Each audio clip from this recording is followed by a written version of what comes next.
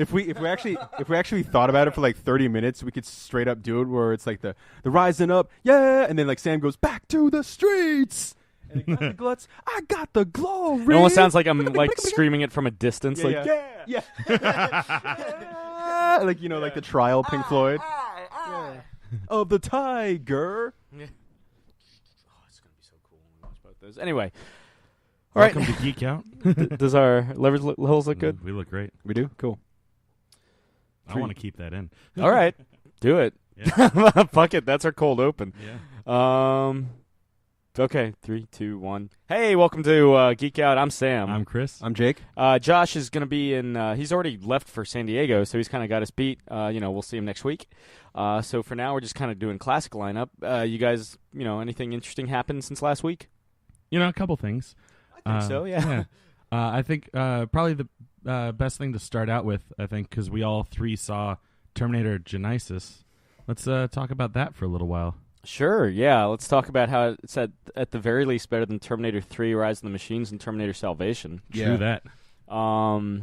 It's not a perfect film. But at the same time, it was a summer blockbuster. Like, if anyone expected it to be, Mad Max Fury Road, like, I'm sorry. Yeah, none of the trailers suggested it would be Fury Exactly. Road level. If anyone remembers, right around the time I guess Avengers. the first trailer? Well, oh yeah, the first trailer, I was gung ho. I was like, "Fuck yes!" Yeah, I was #walrus yes on that bitch. Mm-hmm. But then like the second trailer comes out where they reveal, the John Connor. I always want to say John Carter of Mars. Yeah. the John Connor storyline, and that's where I was just like, nope. And then When are they gonna learn? I know, right? They've done it for 3 movies. Yeah. Well, there's no big reveal for T3 though, is there? That like could be no, is no. there? Really. That the internet does not have a hub in a mountain. Yeah. Which I don't think was. I mean, granted, I was talking to this. we were all. I think we all probably talked about this before, but we were technically spoiled, but never really spoiled on the idea of Arnold being the good guy in T2. Yeah, no, because James Cameron did a very good job of hiding that when during the production and the promotion marketing, for T2. There was only one instance, like a reporter who saw like an advanced screening, during an interview with Arnold was like, "So what's it like playing the good guy now?" Like, and that was like it got ruined for like the people that followed that publication, but thankfully like the internet wasn't a thing back then, so it didn't get. Well, Arnold was afraid that the lack of him killing people in 2 was going to hurt the movie. Yeah. Which is hindsight is 2020 now because it did nothing but help. But I think what you're kind of alluding, as a kid, I always assumed Arnold was the good guy in Terminator 2. Yeah, it wasn't. Yeah. I saw Terminator 2 before I saw Terminator. Yeah, I was 1. actually more surprised that he was the bad guy in the first Terminator than I was about. Yeah, him I was like, being how are they the going to good swing guy. this? Yeah. But he's the good guy in the second one. How could he have been the bad guy in the first one? Yeah, wow, man, he kills so many people in the first one. He takes out an entire police precinct. Yeah, he does. Yeah, including Lance Hendrickson. Yeah. Or does he die? He gets. Yeah, he goes we hard. watched it again recently. Yeah. What's his face from Wrath of Khan? Paul Winfield. We don't know that he dies. He's clearly wounded. He's wounded. He's not doing well. He's like, but Lance Henderson gets shot with an assault rifle and a shotgun at the same time. Yeah. So off camera. Yeah. I mean, we're assuming the Terminator hit the target. Here's the thing. That's a stretch. Yeah. Why does the Terminator need a laser sight on his pistol if he's a Terminator? Yeah, he does. To look cool. I mean, okay, that's fair. That's clearly the thing. But yeah, he doesn't need. Terminators know how to look cool. I mean, look at the skin job. Oh yeah. Look at the leather. Yeah. Right. But yeah, well, my favorite Terminator look is the I'll Be Back Terminator look in the first one with like the tan pants and the leather jacket, shorter hair. The shorter hair, yeah. Got no eyebrows. He has the kind of weird wavy hair at the beginning of Terminator. Yeah. Yeah. Styling, profiling. Mm-hmm. They give him like the pompadour in Genisys. Yeah. Remember when he like shows up and you're just like, and I've heard some publications call the T-800 fight, the 84 T-800 fight, and I guess 73 T-800 fight. Yeah. In Genisys as like the coolest action scene in the fucking movie, and I'm like, you're wrong. No, it looks really bad. Yeah. I think all the action, Well, I mean, even beyond like the quality of the production value, like that's still like kind of a. I mean, it's kind of just a street fight, just kind of. Rocky 5 style. And again, it's not. Yeah, all it needs is Burgess Meredith showing up. Yeah, and again, it's not that the Arnold double looks bad. It actually looks pretty good for the time. Amazing. It was just when minus the hair. Yeah, when they like collide and start fighting, it's just like two immovable objects like being thrown into things, and you know. Yeah, it's like when you throw rocks together. Yeah, it was just boring. It was you know. The concept was very cool. I think that's the best way to describe the overall movie. The concept's really... Two rocks being thrown together? Well, no, yes. Two really big rocks. Yeah, the concept... multi-million. The concept is very cool, but and the execution isn't the best. The beginning of the first movies. Act. Yeah, the beginning first of the act movies is just beautiful. Oh, it's a love letter to those first two Terminator movies. It's what a good homage is should be, you know. Especially within the universe where it's like an overlapping timeline. Yeah, and as a bit of a spoiler, you know, there is a you know, in 3, 2, 1. I'm assuming you're not listening if you don't want to be spoiling this fucking thing. I think you've learned by now. Yeah, there's a time jump that happens halfway through the film, and the movie really loses its focus and momentum after that.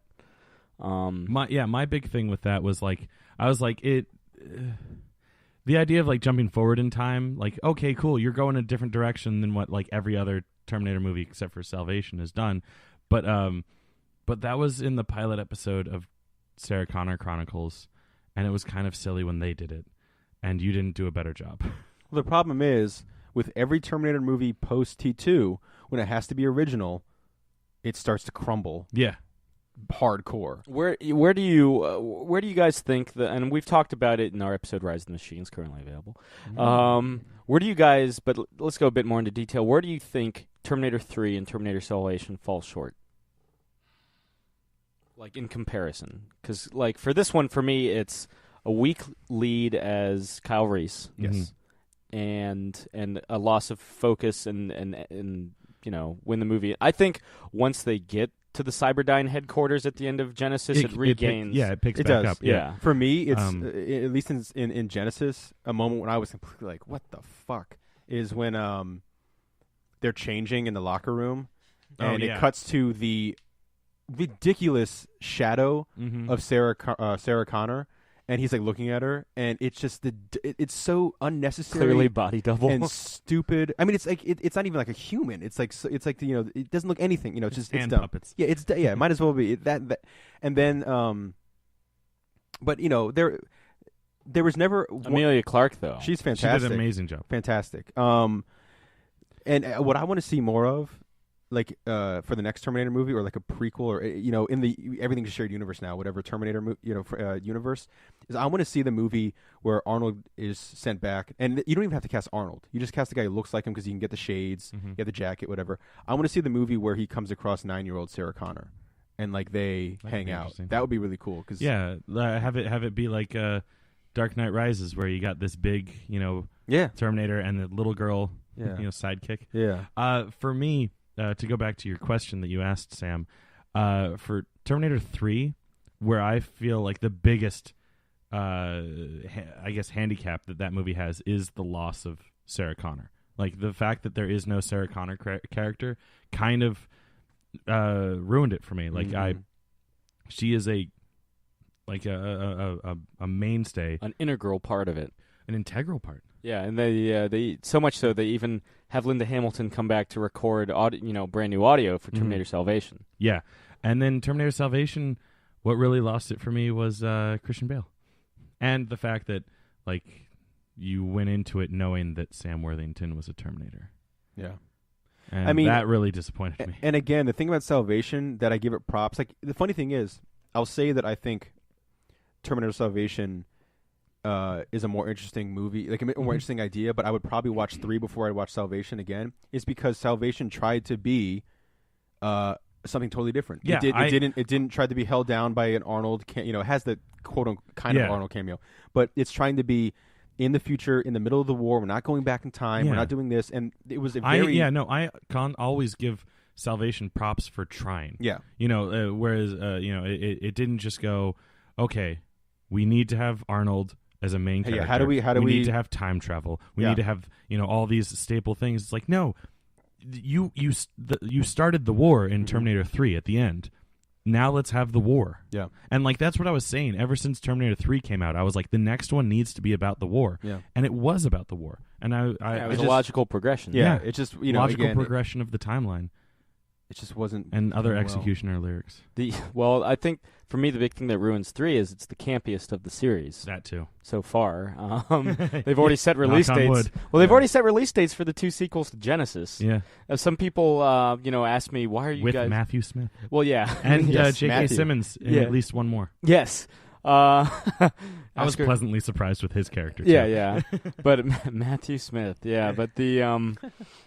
He's trying to get more credibility. Yeah. By The only using 2 his people full to name laugh a in the goofy theater movie. when that popped up was Sam and I. Yeah. When I saw it, I laughed too. Yeah. And I was the only one. Yeah. The So I'm with you, brother. some people are asking me like, why are you guys doing Rocky commentaries instead of Terminator commentaries? We might not get a Rocky movie after Creed, and it's been 9 years since a fucking Rocky movie. Mhm. Period. Yeah. We already know when the next 2 Terminator movies are coming out. Yeah, we might wait until the third one. Yeah, who knows? Yeah. But that way we can just get it, tear that Band-Aid off right quick. yeah, just get we'll suffer. Although suffer for our art. Yeah, Sam and I did rewatch the first Terminator recently, and it was so cool because we had Genisys fresh in our mind, and Genisys has so many moments from the first Terminator. I really should in watch it. the first one. It now. is astounding to rewatch the first Terminator and how amazing of a job they did. I remember, as soon as they cut back to 1984, I was sitting there, it's been a couple years since I've seen the first one, but it still came back to me as I was watching. I was like, they're doing a really good job, to the point where I was like, is this just clips from the first? No, Well, this is too pretty After to be a while, just clips. Well, after a while, Sam and I were just going, "Wow, look at it! It's like the movie," because it's like that other movie. It does. It does a really good job. Yeah. And that movie is just a really, really great movie. The first Terminator. Again, it gets overshadowed by its bigger, badder younger brother. Unfortunately / fortunately, T2 was so much better. Yeah. Or so much more exciting, at least. It was more exciting. Yeah. Well, yeah. then when they bring up the possibility of jumping to 1997, I was like, yes, please. That's when Terminator 2 takes place. Give it the Terminator 2 treatment. Let's see the Robert Patrick T-1000. He's come like, out. what the fuck? Yeah, oh man, wouldn't it have been so great if that T-1000 that was in 1989 had been played by Robert Patrick? Mm-hmm. Yeah, or give him the 1984 Arnold treatment. Yeah. I mean, at the same time, that guy did a great job. No need for him to be Robert Patrick. Yeah. But if we're gonna feels, yeah. well, I assume feels he was a T-1000. He was dressed as a cop. He was doing all the things that you need to be like, oh hey, that's a T-1000. It didn't necessarily have to be Robert Patrick, and cool for them to, showing.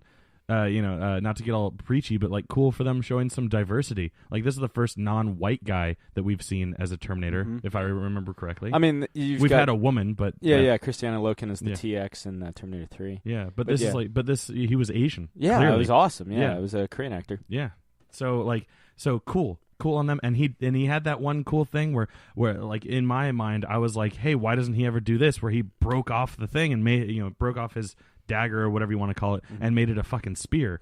Also made a part of him a tracker. Yeah. That was something that I was always like, why doesn't he try to do something like that? And I guess, the closest to that we got was when Robert Patrick T-1000, the tip of his little claw thing broke off on the car, but John Connor was smart enough to take it and throw it. Yeah. Get it out of here. Yeah. I like. But I'm glad that they addressed that. Maybe he could track it. Yeah, but no, I mean, overall, I thought it was entertaining, and all jokes aside, it is still fun to see Arnold as a Terminator. Mm-hmm. Even if it he never gets old. It never does. Yeah.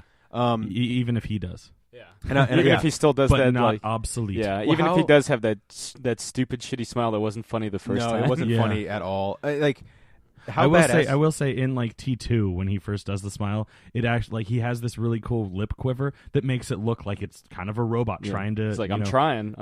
Whereas this one, it's just. How badass is it when they, spoilers, but they kill the T-1000. Was it with the acid or whatever it is? Oh yeah, and I loved that. It's coming closer and closer, like an old monster movie, and Arnold just grabs it and holds it under the and as acid, his the skin is melting away. Skin, he's just like, yeah. How did you guys? Speaking of that, though, how did you guys feel about like his skin being able to regenerate? And by the time that they had jumped into 2017, his arm was completely skinned over again. Yeah, he said it would take like a while for it to heal. Like that's neat, but I don't know how I feel about it. Like being able to graft itself. Well, it makes sense. Like I understand like healing scars and stuff like that. Yeah, like because that's what human skin does. But if you like skin your arm, I mean I've never done it, but I assume like if you go from elbow to fingertip, no skin, that's not going to grow back without medical assistance. It's, and you're also taking like all the like it's also, technically it was just his skeleton. Yeah, it's also like it's still, even though it's living tissue, it's like I'm assuming like some sort of like genetically enhanced or synthetic. Yeah, like I mean, and I guess it's also safe to assume that it's fiction. Yes, yeah, that's science the main fiction thing. At that. I mean, I thought what he was going to do was the T2, where he just puts a glove on. Yeah, that's what I was expecting. And then, like, cool. Maybe, like, the scars on his face, heal up, close up. The thing that I always wait for style. in a Terminator movie that I love, and it never fails, is the battle damaged Arnold. Yeah. And it's cool because in the rewatching the first one, it's cool because they do their best with it, and he still looks really good. He's driving the truck in the end, and his face is all fucked up, and then they have like that kind of shitty but kind of awesome at the same time, like the animatronic practical effect where he pops his own eyeball out and he looks in the mirror and then puts the glasses on, and then it's like obviously real Arnold. And then of course in T2, but then in T3 was when they really did the first time they had the CG, so you could see like his face is like gone. Yeah, and like you could see through his face. And then I liked I don't know, I always love the red eye. That's always aesthetically that's always the coolest part. Yeah, it's so cool. Like in T2 where he like cuts his forearm off and he's like. Speaking of body modifications with the Terminator, mega spoiler. Yeah, like seriously, if you've gone with us this far, but you really don't want like the last scene of the movie spoiled, skip ahead. Yeah. Why? First off, why? Yeah. Second off, but can we? I want to get your guys' opinion. What do you think about Arnold? T800 with T1000 blades on his hands because he's like upgraded. I like the idea of upgraded T800.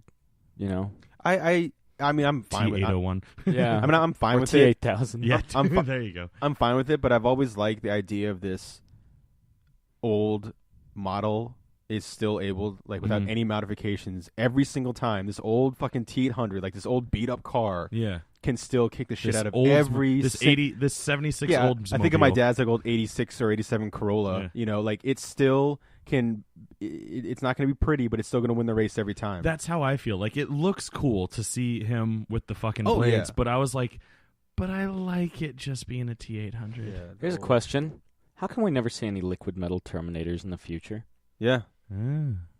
Always just robots and those weird drone things. Yeah, and I guess speaking spells. Yeah, I guess they I don't know, the skin jobs in general are only used for infiltrating camps, and I don't know. Maybe every time we jump to the future, it's a future where they haven't invented those yet. Yeah, that's just a little bit. Like, like send our prototype. They send the prototype back and like, that was it, Charlie, that was it. Charlie he was the only one. Yeah. Why did we only send the actual speak and spell? Like, I don't know. Yeah. Oh shit. But like, I don't know. It's cool just to see the skeletons walking around, just be like, it's a cool aesthetic. Oh yeah, I'm not saying that. Yeah, design. Yeah. I was just always kind of like, but I agree. It would make sense. It would make sense to have those because they would just be like snake, just and like taking everybody out. They can take damage a lot easier because it just goes through them. Or the TX or whatever from the Terminator TX 3. I mean, that one that can was create the best weapons. of both worlds, Hannah Montana style. Yes, the Hannah Montana. Yeah. Hannah Montana. I think played we by can all Miley agree. Cyrus. I think we can all agree that the TX is the Hannah Montana of the Terminator world. Yeah, I suppose for the only fact that it's designed as a female, and it is the best. It's the best of both worlds. Yeah, that's the I get that. Yeah, you would know you. Yeah. What were you about to say, Chris? I'm gonna call you a friend. Yeah, weirdo. Fucking weirdo. Yeah, there's that F noise. Yeah. But we gotta. As the movie was starting, and we saw the Creed trailer, I was like, this is going to be the best thing I see on the big screen all night. And I mean, I enjoyed Terminator Genisys, but I wasn't that far off. No. Because it was an awesome fucking trailer. Oh, God, I will say, like, so as I was kind of mentioning before we started recording, I didn't know anything about the Creed movie except that it was a spin-off of Rocky, and I figured it was going to be about Apollo Creed, and it was just maybe his rise to fame before, Rocky, the first installment of the Rocky franchise. Boy, was I wrong. The trailer starts and I'm like, what the hell is this? Some kind of like rip-off Creed movie that's coming out right around the same time that Creed's supposed to be coming out. And it's like just like right on the coattails of Southpaw. Like this must be something that was like really pigeonholed in. And as it was progressing, I was like, this seems really well done. Maybe there's some like life to it. And then like Stallone pops on and I'm like, oh, this is Creed. So it's not about Apollo. And I'm very intrigued by the idea of, I always like the idea of these franchise mainstays being like supporting characters. Mm-hmm. Yeah. We've got 6 Rocky movies if you want to watch a Rocky movie. Mm-hmm. I would love to see. Commentaries available soon. Yeah. Well, at this point, the first one's out, yeah. Yeah. The more to come. Yeah. Keep an eye out. I just seeing Stallone in a more support capacity. I like that. Yeah. It's nice to finally see Stallone not be top bill. Yeah. Well, it's going to give so much more, like, credence. Yeah. It's going to give so much more weight to it, for, like, because, again, he's not carrying the movie. Mm-hmm. So his moments are going to be great. Supporting the movie. His moments are going to be great, as he shows up as his mentor, like Apollo was for him.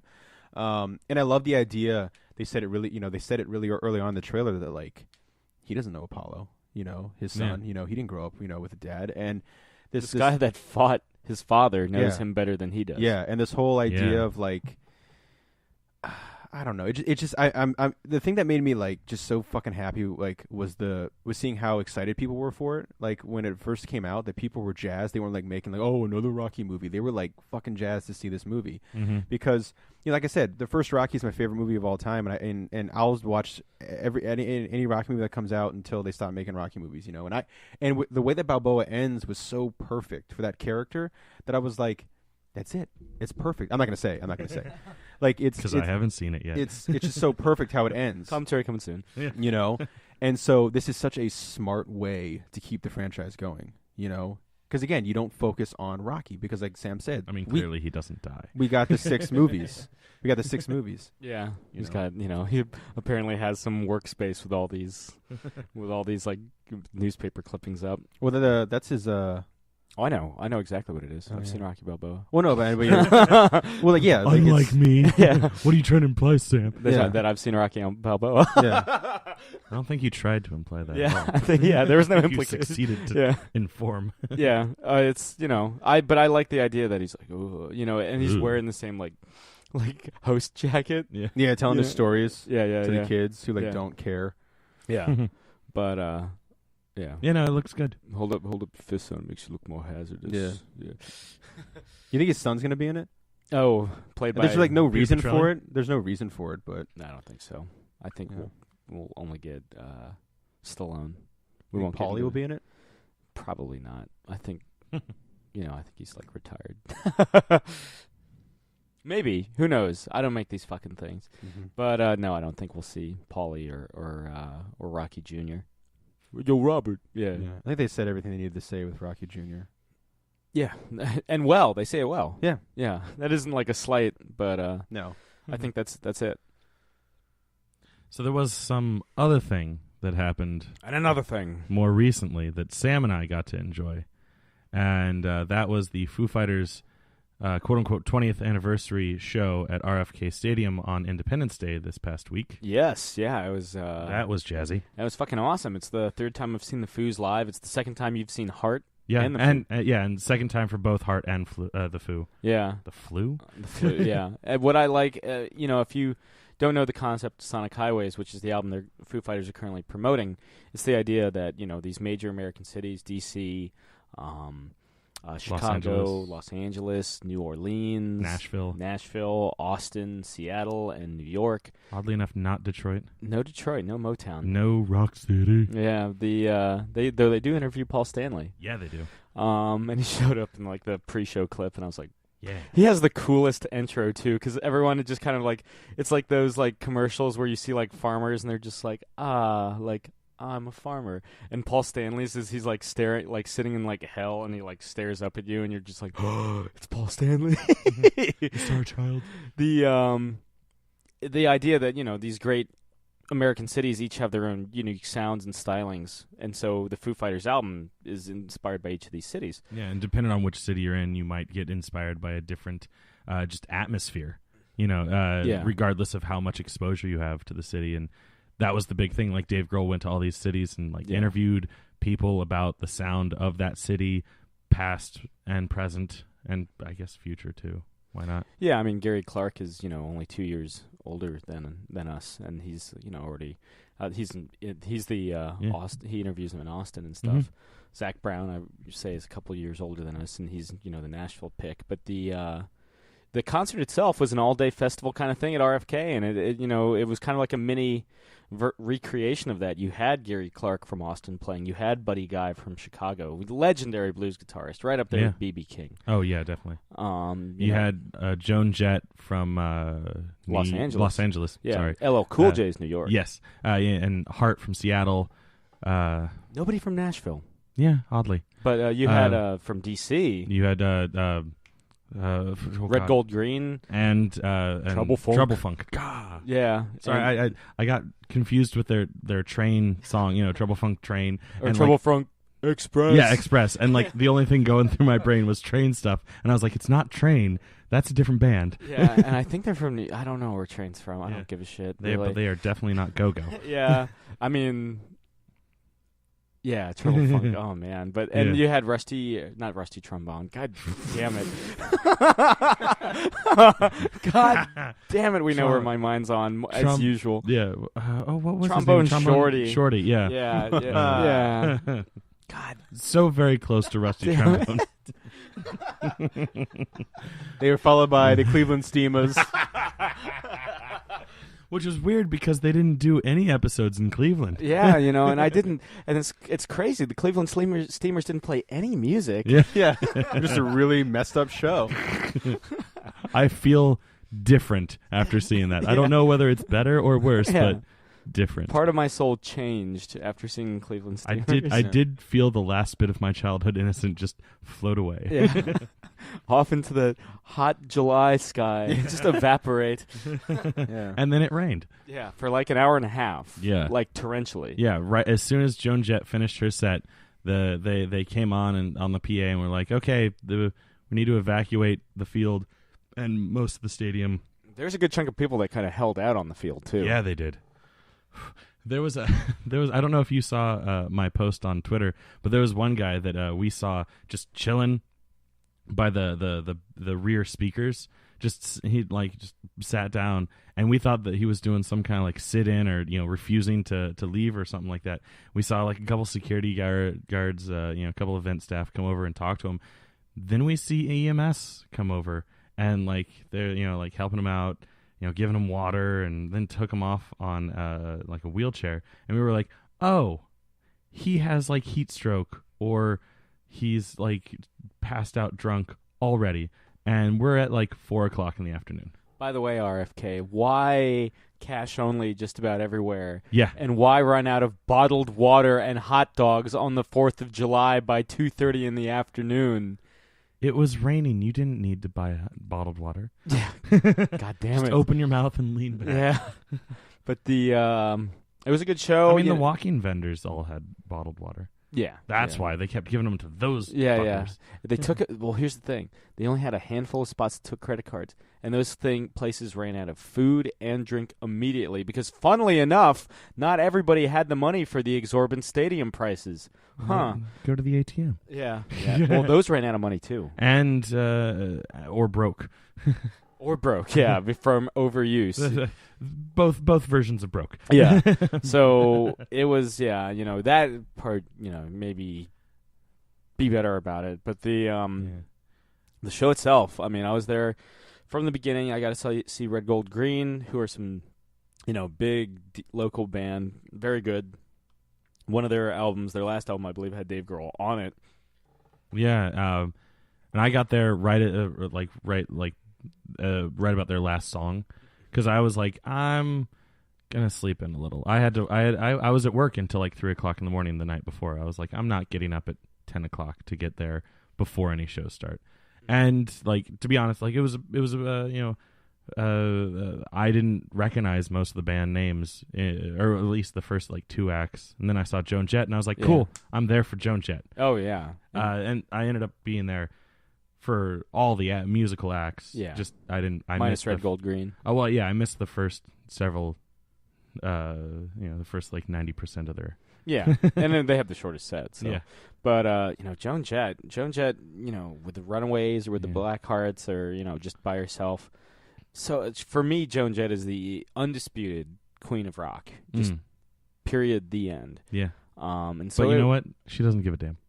Which is, that's part of the reason why she's the queen. Yeah, that's I think that's the X factor. But she's so fucking cool. It was so cool seeing, Yeah. It was the first time I've seen Joan Jett. Mm-hmm. This is coming from. I've got a couple Runaways records. I don't actually have any of her solo stuff or her stuff with the Blackhearts. It's all Runaways. But after seeing that, I need to rectify that. Mm-hmm. And the people that I was with, they weren't as familiar. And she's playing stuff like Cherry Bomb or Hate Myself for Loving You, and it's like, yeah, this is Bad Reputation. Bad Reputation, sure. And it's like, I was like, Freaks and Geeks. Yeah, that song has been ingrained. I know Joan Jett, but I loved Freaks and Geeks, so like that overpowered just her in general. Now it's like, oh, I loved Freaks and Geeks. Yeah. What would you say is your favorite Joan Jett songs, guys? Probably Bad Reputation for me. I mean, for her, although singing along to Hate Myself for Loving You was pretty fun. For her solo stuff, it's like Love Is Pain, but for the Runaways, there's a song called Dead End Justice that the Runaways did.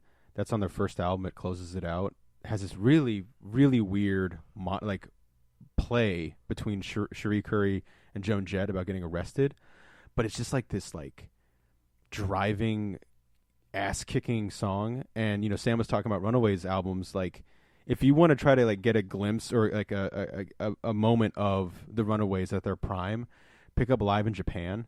That album kicks more at like they're like 15, 16-year-old girls and they're like kicking the shit out of like these arena rock 70s bands. And they just get up there on stage and they just rock. There's no like bullshit, there's no like frills, there's no pyro. While you're at it, watch the movie The Runaways. The Runaways, yeah, it's a really good movie. Kristen Stewart. I think Kristen Stewart's coming in her own now. Like people are like she's making a lot of interesting choices. A couple years out of Twilight. She kind of got in a rut with those Twilight movies because everyone like judged her for those, and like turns out no, she's actually a really good actress. It's just those were shitty movies. Yeah, yeah, definitely. And she's got the American Ultra. Looks kind of fun. Mm-hmm. But anyway, I can't wait for that. They follow me on Twitter. Yeah. Oh, nice. Oh. But yes, she's very good as Joan Jett. No idea why. Yeah. Dakota Fanning is, of course... I did tweet about them a while ago, but I didn't even tag them. Yeah. Written by Max Landis. That's right. Yeah. But yeah, that's... I mean, yeah, Joan Jett is awesome. But. Yeah. I was a big fan of like Cherry Bomb, which is this... the second song in her set. I was pleasantly surprised that she like started with Bad Reputation and then went right into Cherry Bomb. I was like, wow, 2 of your big hits that like, X number of people in her audience probably only know you because of those 2 songs, maybe like one other. You're going right there, right at the beginning, kind of like how Foo Fighters started with Everlong. Well, yeah, they go they did Everlong, Monkey Wrench, and Learn to Fly. Yeah, that was their. I was like, Wrench. That's so fucking awesome. Yeah, talk about one of the great screams like in rock and roll history. Oh dude. yeah, I mean, those and no momentum lost on those. Even with Joan Jett. One of the cool things I thought about this show for all the non-Foo Fighters sets, it's on a rotating stage. Yeah. Oh, cool. So while they're performing, they're setting up the other side. For the next band. Nice. Yeah, so there is no setup time. Awesome. So like just boom. Yeah. They like the like Joan, not Joan Jett because after her set there was the rain delay. But like say Joan Jett finishes her set. What would have happened? The stage starts rotating, and that was when Gary Clark starts, and he starts playing while the stage is rotating, and like you're hearing the music before you even see the band. Yeah, you're hearing the last chords of whoever's before as the opening chords. That's really cool. They should. I don't go to I haven't done very many festivals. Like usually when I go to shows, just the band or whatever. The last time, that's pretty sweet. That's the last cool time idea. I saw something clever like that was at Vans Warped Tour when the main stage was 2 stages right next to each other. So they would have one band playing on stage left, and then on stage right they would be, setting up the next act, and then they would go back and forth like that. Basically what they were doing with the rotating stage, but here at RFK they were doing it with just one stage spinning around. Yeah, like a turntable. Yeah. But Gary Clark, who's an artist I've never really heard before. I was pleasantly surprised because he was fucking awesome. Yeah, he was. It kind of I feel like Southern rock doesn't really has kind of been under the wire since maybe the 80s. There hasn't been a big Southern rock band. I guess you could say Zac Brown band kind of fills that void too. Yeah, but certainly Gary Clark. The Zac Brown Plaxico band is cool too. Kind of I never listened to it, but they kind of won me over at the whatever thing we went to in DC. Remember they played that little set? The Valor, yeah. And then Dave and Bruce Springsteen came out for that, and that was really cool. But I could see why people like them. They had a really good energy. Yeah. If you want a good Southern rock. And he can shred on his guitar. Oh, he's awesome, yeah. So listen to Gary Clark if you've never done that before. Gary Clark Jr., if we're going to use his full given name. Just in case you don't think it's a different act. Yeah, I don't know what Gary Clark Sr. did. Maybe he was... Did nothing. Yeah. Like Freddie Prinze Sr., or Freddie or Prinze he? Sr. No, yeah. he did something. He acted. That's a bad example. Yeah. Robert Downey Sr. also acted. He was an actor. Well, then, Sammy Davis Sr. Huh? I don't think. Yeah. I got nothing for that one. There's a possibility he didn't do anything. Famous. Who knows? The only lounge singers speak in darkened rooms. But the Plaxico. If you're looking for a good Western rock album. The album Feast of Wire, check that shit out. Shitty album cover though, but great album. But yeah, Gary Clark Jr. was awesome. So don't get it on vinyl. Yeah.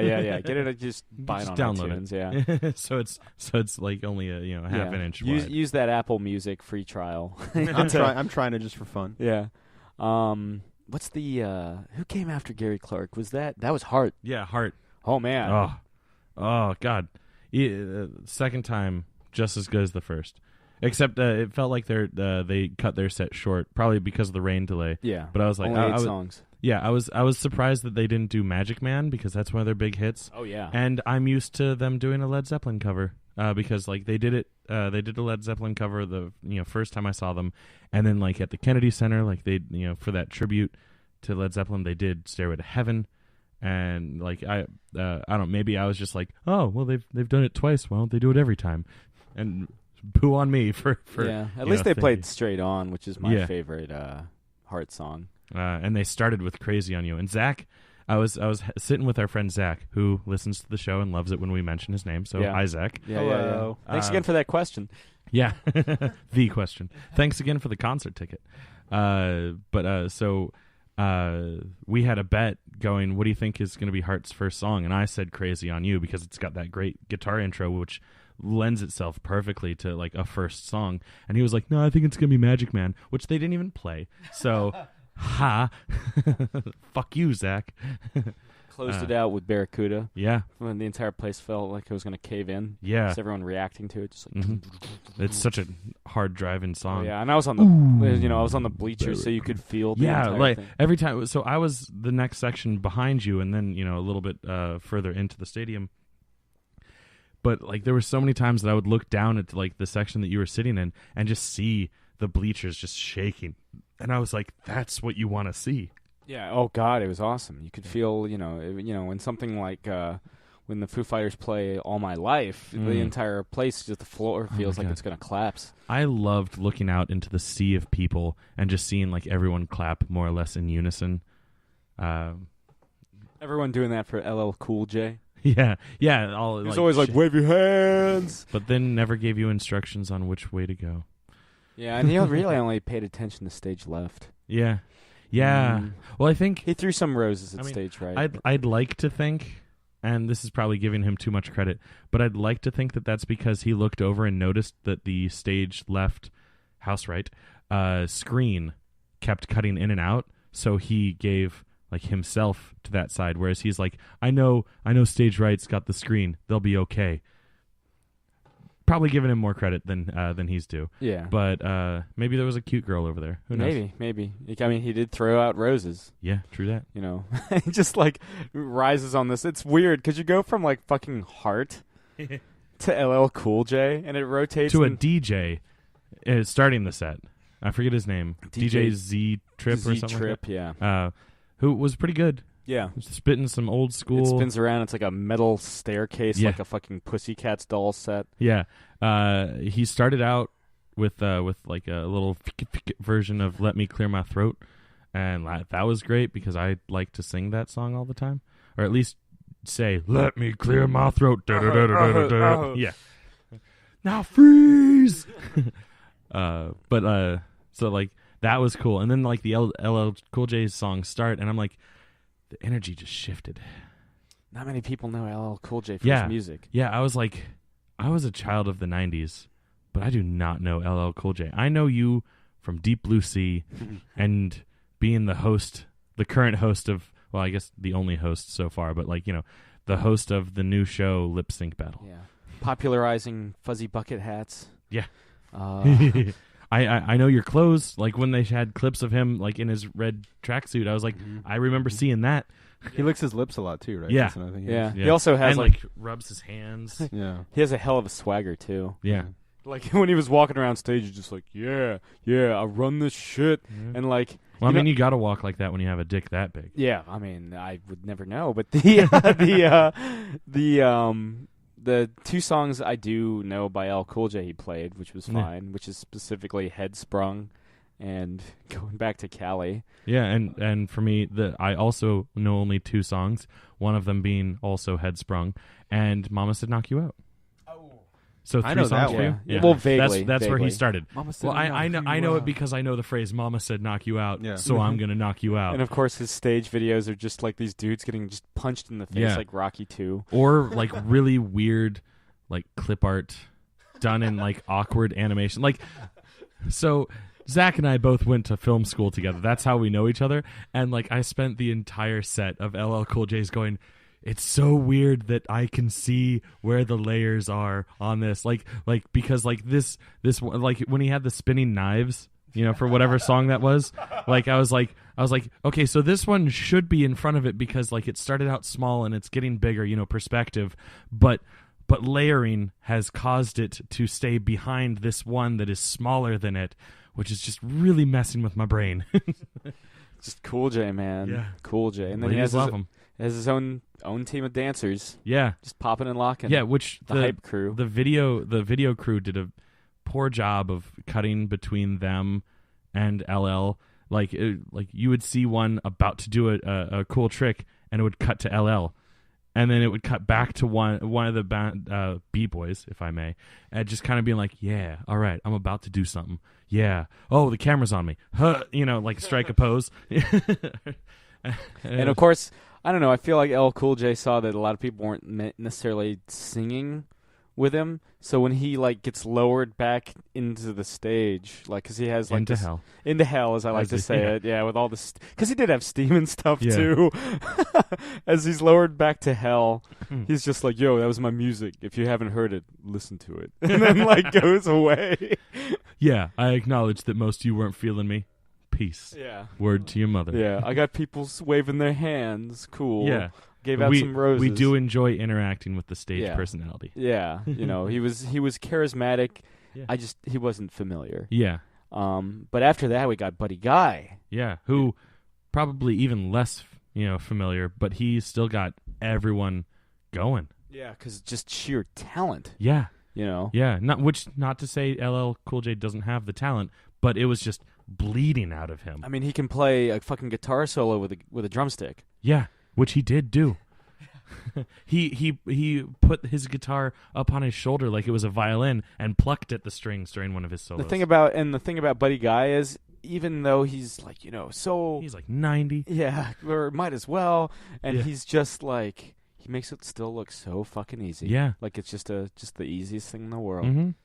And that's the true guitarist right there. Yeah. That's a living fucking legend. And then right he there. brought up, I missed the kid's name, but he brought up a 16-year-old who's doing like the same kind of stuff to play with him. And I was like, that's so cool. That's something that fucking Dave Grohl would do. That's something that essentially Dave Grohl did with Red, Blue, Green. Yeah. Yeah. I don't know if they're on his label, but Yeah. Roswell Records. But I do know he kind of, he's kind of mentored them. A bit. Yeah. And that was cool. And like Buddy Guy let him play one of his own songs during his set, and then played along with him during a Cream song. Yeah. And then let him like stay on stage, play with him for the rest of his set. Well, I just remember he's in the middle of a song. He's like, I didn't write this fucking song. I don't know. I didn't write this fucking song. Yeah, like in that the was mic. great. Yeah. Yeah, because he was just kind of making up his own, part. Yeah. He was noodling. Yeah. And it still it's so good. It still sounded like it fit. I mean, granted, I'm not as familiar with that particular Cream song. But like I was like, I didn't notice. Yeah, it wasn't Badge or anything, but it wasn't Layla. Yeah, well, that was Derek and the Dominoes. Yeah, still Clapton, but hence why I'm not familiar with Cream. But or Crossroads, rock and blues are really like hallmarks of like American culture. Mm-hmm. Like we're not that young culturally speaking, but those are the things that we'll be known for. Yeah. At least that and like fucking awesome movies and plus Terminator Genisys. But the fucking awesome. it was I'd give it a B. Let's not lie. The more I think about it, the more I like Terminator Genisys. Yeah, I might.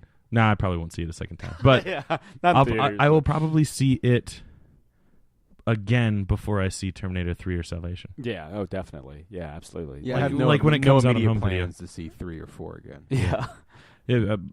Whenever we get around to those commentaries, that's probably the next time I'm going to see them. Yeah. No rush. What was the? I mean, of course, after Buddy Guy, you get Trouble Funk, who Go-Go is very much a DC sound. Yes, it's pretty much selectively DC. I don't think there's much of Go-Go scenes outside of the district, like even in like DC and Maryland, or Virginia and Maryland. Sorry, and I enjoy it.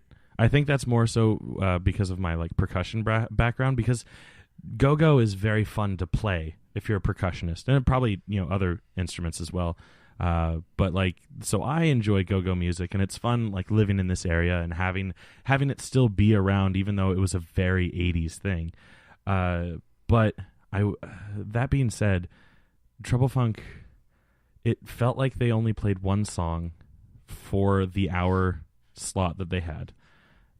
And because all of their songs are Did they get cut off too? Possibly. Because they were like saying bye, and all of a sudden the Foo Fighters flag comes down. Yeah, they hadn't quite cleaned the stage yet. But yeah, so like their songs are very long. Even for someone who's going for a Foo Fighters show, where most of the Foo Fighters songs, the live versions are like 10 minutes long. Yeah, they make them a little longer so it can crowd interact. Mm-hmm. Which Dave Grohl does so well. But like all of the songs, like follow the Go-Go has a very simple formula, and they weren't doing very repetitive formula. Yeah, because you're just there to dance. It's just keeping the beat for you to dance. Yeah, and they weren't doing anything exciting with it. I love that they dance in formation while they're playing. Right, too. like the Jackson 5. But and then unfortunately, I don't know if it was just like they didn't do a very good sound check with them or what, but like I couldn't understand what the singer was saying because the mic wasn't set to his, to optimize his vocals, because he's got that kind of like, Louis Armstrong kind of like deep rasp, going on, and like I feel like all the other instruments were just overpowering his voice.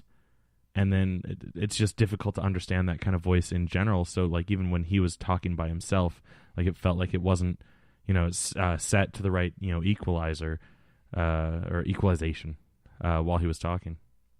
But then the Foo Fighters came on. Oh man! And of course, I mean, if you've kept up with entertainment news at all, you know that, Dave Grohl broke his foot at playing a festival in Sweden. Specifically, broke his leg.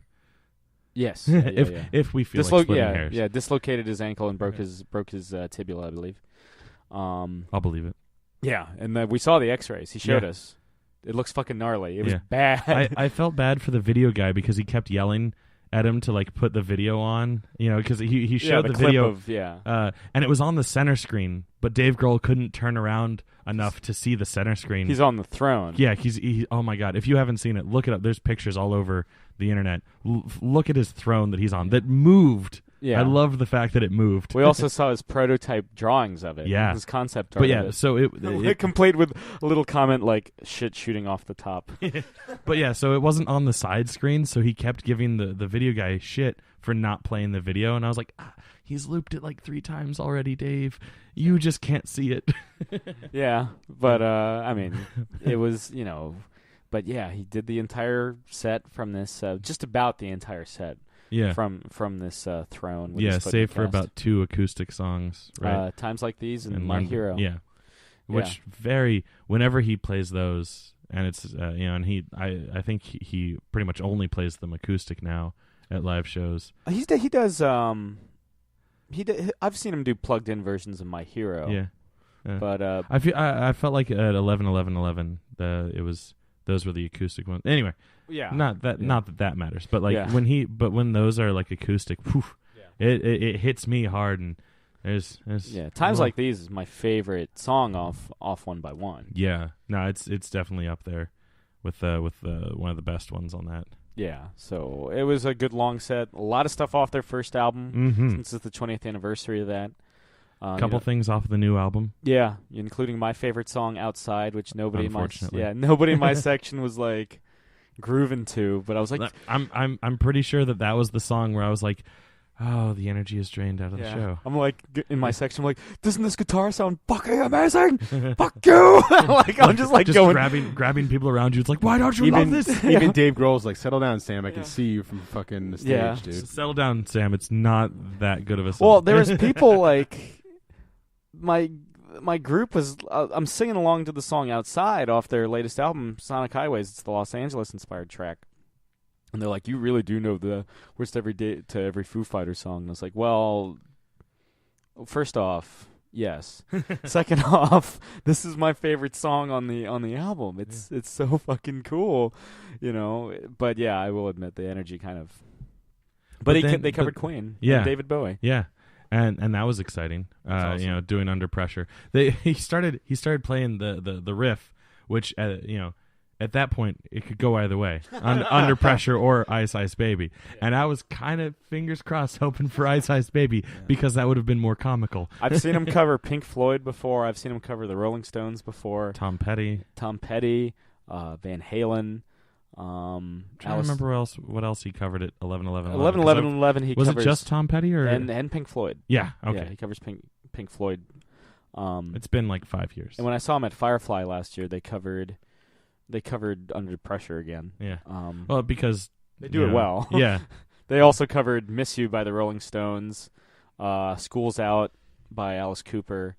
Ain't Talking About Love. I mean, he did say that they were the most expensive cover band and around. They, honest to God, those covers were fucking amazing. I was tempted to, like, if I get the money, I would totally hire them to play a show and do just covers just to fuck with everyone. Yeah, yeah. And then maybe like encore with Everlong or something like that. Yeah. Just give me something. Or I Will Come Back, since that's my favorite song. Yeah. that no one knows. Yeah. But it was it was a great set. It was a little shorter, presumably because of, Mr. The Grohl's whole leg thing. Yeah, Mr. Grohl's health. And the fact that it was like, to their credit, they still played over 2 hours. Yeah. Yeah, I'd say it was inching towards 2.5 hours when the fireworks started going off. 11 was a longer set. Yeah. That might be my favorite. Either that or the Firefly is actually probably my favorite Foo set. Mine would be 11, but that's it's the only other one I've seen. Yeah. And yeah, that was full health, 100% Dave Grohl, maximum Grohl. And it was also a very important day to me personally, and I was glad that I had something to do on that day. Mm-hmm. For anyone curious, that was the day that I was supposed to get married. So it was nice to have the distraction. Yeah, get a concert. Yeah, with the Foos and I guess who went before them. I can't even remember at this point who else. Story of My Life. They're Social Distortion? Yes.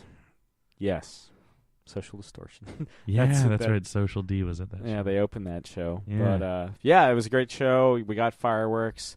It's the first time I've ever been downtown for the 4th of July because it fucking sucks. Yeah, that's so it was funny that like kind of like in the middle of the show, like Dave Grohl kind of like just started like noodling on his guitar, and started talking about how he was like, a year ago when I said that I wanted to do this show, they all told me you're not going to get anyone to come to a concert on the 4th of July, and in my head I was like, dude, this concert's the only reason why I'm not at home.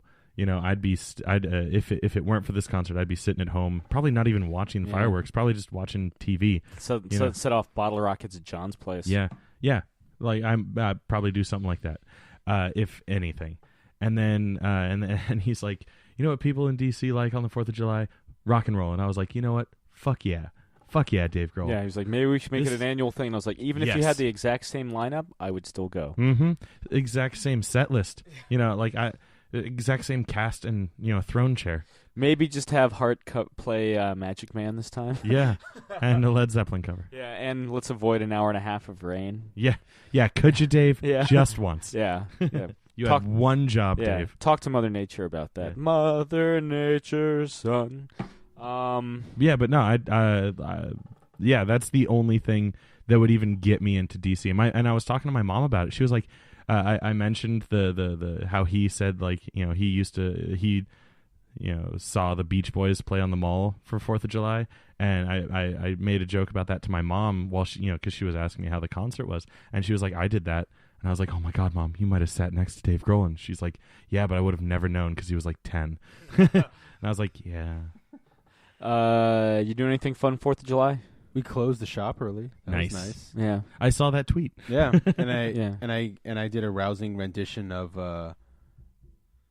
Number of the Beast in my room. I just air drummed and air bassed to it. Nice. Like crazy. At the same time. At the same time, yeah. Nice. I switch back and forth, Oh, it's like yeah. a cool Steve Harris bass line. The song or the entire album? The entire album. Yeah. I had some time. Like, would ago. you Well, it was would play metal. you would play bass for one song and then drums for Yeah, another well, song? no. You wouldn't just be jumping back and forth like some kind of like... No, I would jump back and forth. Because, but here's the metal thing about it, right? and when I say metal, it's only metal for me. Like, so, this is so dumb. I timed it because, my window's right outside is the dead end of our neighborhood. So there's fireworks, and they had the sparklers going off. So just a constant stream of sparklers.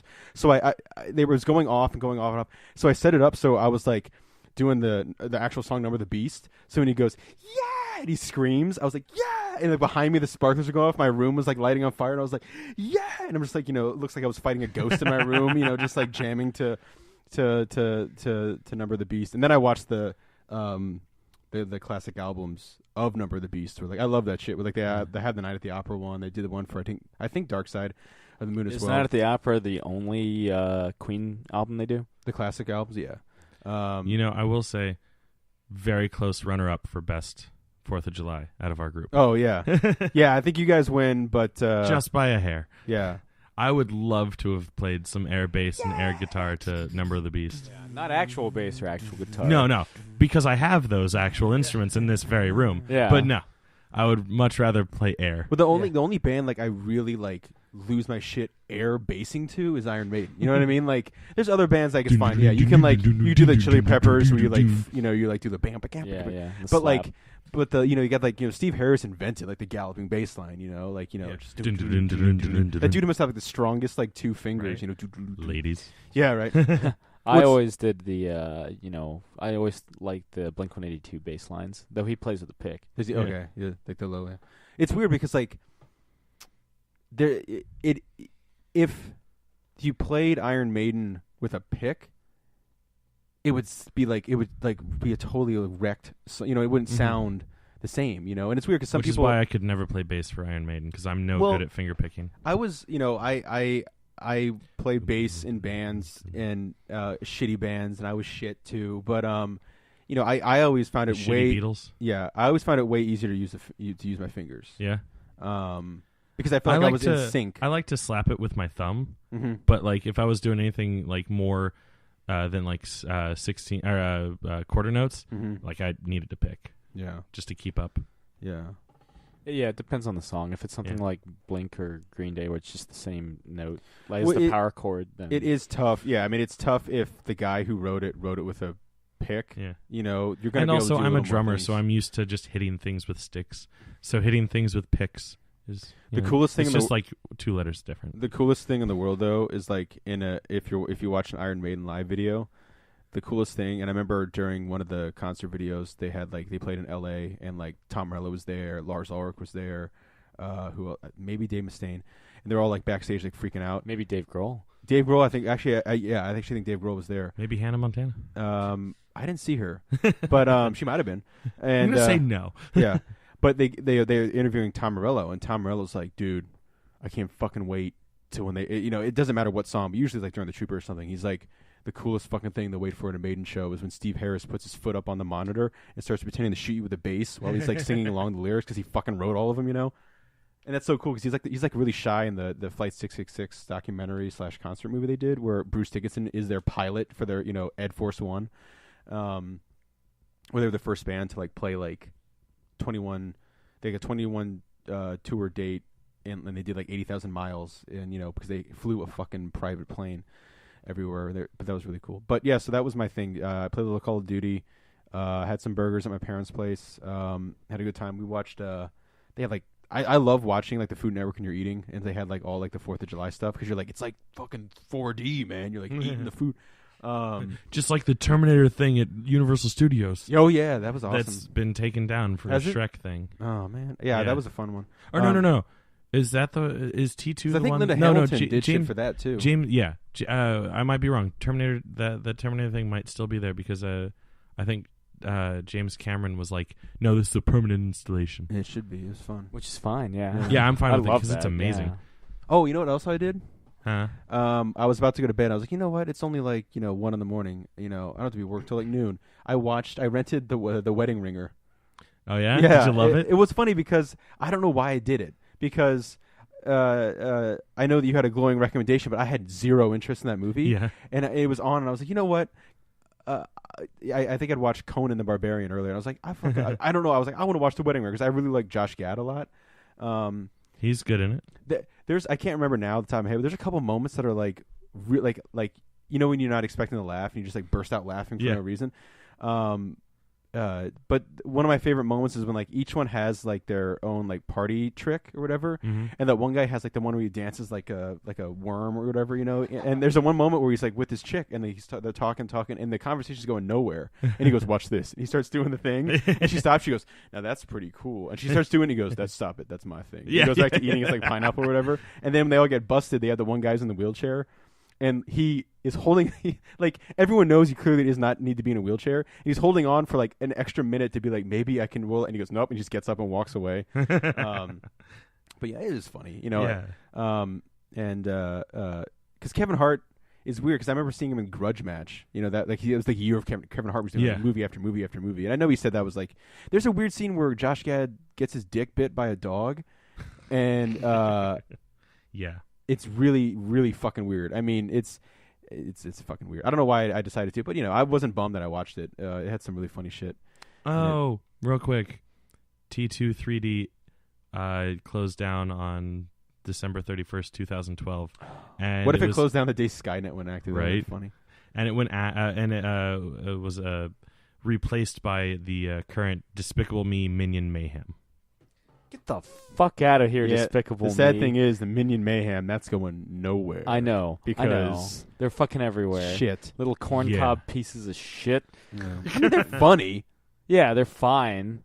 But I mean, apparently- whatever. I saw. apparently they wear You know what? thongs. You know what? Yeah. Whatever. Whatever. I saw the Terminator thing. Whatever. It's a bummer that's not there. It's like but Captain EO or Back to the Future. But Captain EO's coming back. Yeah. Since clearly Tomorrowland didn't light up the box office like Yeah. Disney was hoping.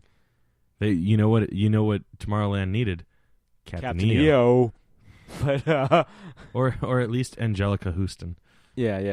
And Because she's the bad guy in Captain EO. Yes. For those of you that don't know. Sam the clearly list- does, but yeah. who knows? And it's also he's got a cool jacket. Yeah, he does. Oh God, I want a jacket. I want a shirt like that too. Yeah. That lights up. And I want to be able to point at people and make them explode into colorful, happy dancing versions of themselves. You should see Captain EO. It's is what available. I'm saying. Yeah. You can find it on YouTube in a 2D version. And by the end of this month, it'll be back at Epcot. So go to Disney World. I don't know if it's at Disneyland, but go to Disney World at Disneyland. Well, I don't know what they have at Disneyland at all. Yeah, I don't know. Clearly, I don't know where they would have it. Probably Tomorrowland. Yeah, I mean it was at Disney Japan somewhere. Yeah. Oh, I'm sure. Yeah. But yeah, go to Epcot specifically. I mean, get a all park pass. Why not? Because it's fun. Yeah. Ride the Haunted Mansion. That's my favorite. That's my favorite ride. It's got a huge line, so. Bear with pass. it. Yeah, get a flex pack or a speed pass or whatever the hell they call it. Yeah. Whatever their line cutting pass is. Yeah. Watch Captain EO. Watch it twice because that's what I did. Yeah. My most recent trip. You get the full experience. Yeah. With the laser lights and the fog and the rumble seats. Yeah. What's your favorite Disney ride? Just offhand. Other than Captain EO? Well, it's a show, but okay, fair. Then you'll have to come back to me. Because, when I think Disney, I think Captain EO. Okay. Jake. Space Mountain, Thunder Mountain, Railroad. Big Thunder Mountain Railroad, I enjoy a lot. That's a good one. Splash Mountain's fun, but it's not really a ride until the end. It has a couple of you're moving. Well, I mean, yes. It's as much a ride as it's a small world. Then me driving down 66 at 70 miles an hour is my favorite ride. But well, you don't have a guardrail. Yeah. But yeah, I've been in your car. Yeah. But even worse in my car. Yeah. Yeah, I mean Big Thunder. And I like the Rock and Roller Coaster. You know what's funny is I'm racking my brain. I can't think of a whole lot of rides that I really like at Disney. Pirates of the Caribbean.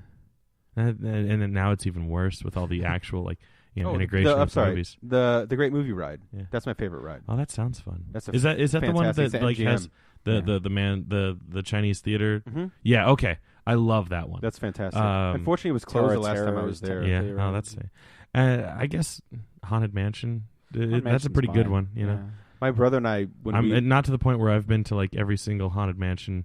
I mean, I guess you haven't either because they have the one in Japan, and they have Phantom Manor in Disneyland Paris. Oh yeah, Phantom Manor. Yeah, I know a lot about the Haunted Mansion guys.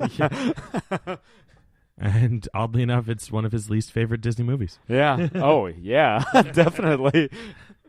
It's not even I'm hoping that Del Toro keeps making that adaptation he's talking about. Yeah. Especially now that he's no longer doing Justice League Dark. Gesundheit. Yeah, that sucks. Yeah. I was really hoping that didn't come up on the mic, but thank you for blessing me. Yeah, I'll do what I can. But yeah, no, it's Haunted Mansion's always been my favorite. I remember according to my aunt who lives down in Florida and took me to Disney World for the first time, she said that as soon as I got out of the Haunted Mansion, she was like, you turned to me and said, Aunt Eileen, this is the best day of my entire life. And you know what? It probably was. Still holds up. Yeah. All those, that was 92. So, all those 23 years later, still the best day. My pinnacle of my existence, riding the Haunted Mansion for the first time. I'm going to try to go down to Florida again this next month. Yeah. With Captain EO, Captain? Yeah. With Captain EO. I love that fucking Captain EO. With it factory. With it opening. This very particular set of skills. With it opening back up, I might try to sneak down there with you. Because you can never get enough Captain EO. Yeah. I've never seen it in its theatrical presentation. I've only seen it on home video. You know what? I will say, when I went last year, near Captain EO. There was I forget what it was called. It was called Test Drive or something like that. Yeah. It's sponsored by General Motors. That was pretty fun because you quote unquote build a car, and it gives you a smart trip card or something like that it stores all the information. Or if you have your fast pass, it stores it all to that. And you build this car, then you get into your car on this track, like a roller coaster, and you drive through this course. And it's basically it's supposed to simulate a test drive. Now, unfortunately, the car that you're riding in doesn't react the way that it should based on your specifications that you built, but it does keep a running tally of how your car would have reacted. And you can compete against the different people that are in your car with you because it seats 4 to 6 people, I think. So that was fun. Check that out while you're there too. It's right next to Captain EO. It's right outside where Body Wars used to be. Yes. Oh, Body Wars. My brother freaked out on that ride. No longer open. Yeah. Yeah. Every time I go, I make it a point to buy an Indiana Jones fedora and go to the Indiana Jones stunt show. How I don't know if many- that's still Oh, a thing. yeah, the Indiana Jones stunt show is great, too. How many Indiana Jones fedoras do you own? 4? Oh, I, wow! You can have an entire like Blues Brothers band. Yeah. Well, Yeah. it's funny. Jones Brothers? The nicest one I bought. The nicest one I bought. Kevin Jonas follows me on Twitter. The nicest one I own is a one I bought at they had like a leather shop or whatever at Roanoke. It wasn't even at Disney World. I bought like a screen replica Indiana Jones hat that I still have. That's really nice. But yeah, that was my thing. Like, usually we would do the parks, like we were there for like a week or whatever when I was like the old family vacations. Like always Magic Kingdom first, Epcot the second day, MGM the third day. And I was always freaking out for MGM because like Indiana Jones is there, and we'd go, and that usually be like a birthday present because they're not cheap, but we'd go. And I get the hat and I wear the shit out of it. So if you look at any old Disney photos of me, I don't know why you would, but if you ever, I mean, I do regularly. yeah, there's But that's always for my own purpose. Yeah, before I go to sleep every night. This one's for you, Morph. Well, Sam, you don't have to look at pictures. I'm there, but all you have to do is turn the other way on the bed. yeah, yeah. Why don't you look at me while we make love? Sam, let me wear the hat this time, boyo. Yeah. So This time you be Dr. Jones and I'll Yeah. be Short Round. yeah, I'm Karen Allen.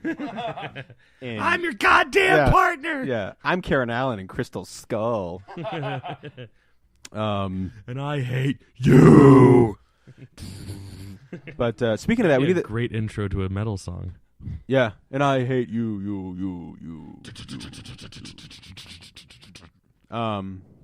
Anyway, that's it. Bye. I don't know what else to say. Yeah, That's all we did this week. that's basically it. Yeah. Yeah. So- You know, we'll hopefully have some news from you from San Diego and be back at full strength next week. Hope you go see Terminator Genisys.